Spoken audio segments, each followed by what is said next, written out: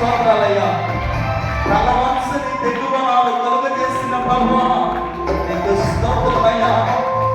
దేవుని కొరకే శోధనలను అనుమతించవని అయ్యా, ఘనత కొరకే నీ న్యాయములు తలపెట్టావని నేను స్తుతిస్తున్నావయ్యా.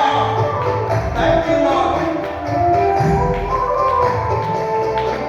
నాతో కలిసి అందరూ పాడతారా? హృదయపూర్వకంగా వరమొందిన వేళ